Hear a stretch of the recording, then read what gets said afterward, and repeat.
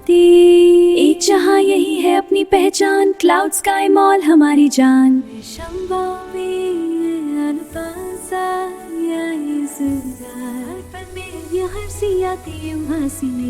खुशियों से भर दो हर मकान। रोशनी को मैं रास्ता दूं, कल को आज से जोड़ दूं, हर स्क्रीन में ख्वाब जगाऊं।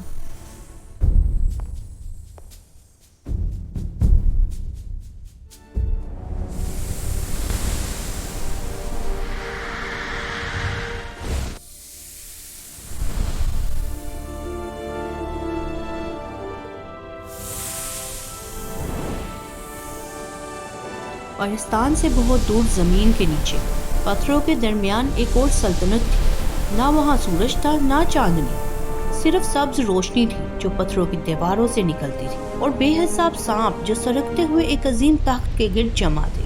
तख्त पर बैठा था सांप सल्तनत का बादशाह। उसकी आंखें पूरी तरह सब्ज नूर से चमक रही थी। उसका जिस्म आधा इंसान आधा अजीम अजदहा, और उसके सामने घुटने टेक कर खड़े थे आयान, कायल और ज़रात। आयान ने सर झुकाकर कहा, परिस्तान का दरवाजा खुल चुका है। साम बादशाह की हंसी हाल में गूंज उठी। कायल ने मुस्कुराकर जवाब दिया, बादशाह ज़मीर, परिस्तान का दरवाजा खुल चुका है। बादशाह ने आंखें बंद करके गहरी सांस ली। जमीन हिलने लगी, जैसे किसी पुराने इंतकाम की धड़कन वापस चल पड़ी हो। क्लाउड स्काई मॉल अब भी रोशन था, लेकिन रोशनी में अब वो सुकून नहीं था। फातिमा सिल्क रैक्स ठीक कर रही थी, मगर उसके हाथ रुक रुक कर चल रहे थे। जिले एनर्जी सेक्शन की रिपोर्ट्स देख रही थी। ग्राफ हल्का सा नीचे जा रहा था। वफा के होलोग्राफिक स्क्रीन्स पे रेड लाइंस ब्लिंक कर रही थी। वफा ने धीमी आवाज में कहा, एनर्जी फ्लक्चुएशन स्टेबल नहीं है। फातिमा ने गहरी सांस ली। हमने ट्रायल एक्सेप्ट करके सही किया या नहीं? जिले ने खिड़की के बाहर देखा, बादल घने हो रहे थे। हमने अमान के लिए किया था, मगर कहीं न कहीं तीनों को महसूस हो रहा था कुछ जाग चुका है।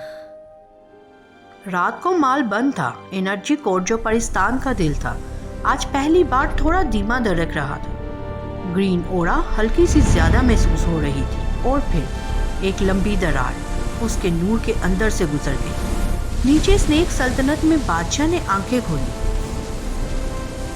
सुबह माल की लाइट्स एक पल के लिए बुझ गई।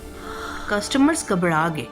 वफा ने तुरंत सिस्टम स्कैन किया, और फिर उसका चेहरा सफेद पड़ गया। उन्होंने एनर्जी कोर का रिमोट चैनल एक्टिवेट कर दिया है। ट्रायल पार्टनरशिप सिर्फ एक चाल थी। जिले ने तलवार उठाई।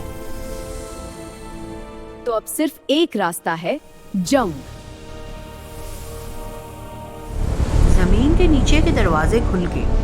हजारों सांप सोल्जर्स, आधे इंसान आधे सांप, परिस्तान की तरफ बढ़ने लगे। उनके बीच स्नेक किंग खुद था। उसकी आवाज हवा में गूंजी। एनर्जी कोर हमारा थाए रहेगा।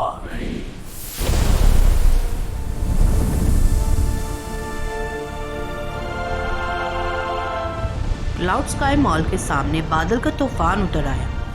प्रिंसेसेस ने अपने क्राउन्स एक्टिवेट किए। फातिमा के गिर्द गोल्डन शील्ड बना। जिले की तलवार से बिजली निकली। वफा के हाथ से डिजिटल लाइट बीम्स निकले। स्नेक किंग ने हाथ उठाया और जमीन से सब्ज आग निकलकर माल की दीवारों को छूने लगी। एनर्जी कोर तेज धड़कने लगा। बादशाह परिस्तान भी आ गए। उनका स्टफ जमीन पर लगा और गोल्डन शॉक वेव ने सांप फौज को पीछे धकेल दिया। देर हो चुकी है। लेकिन स्नेक किंग मुस्कुरा रहा था। एनर्जी कोर पे कब्जा हो चुका है। कोर का रंग हरा होने लगा।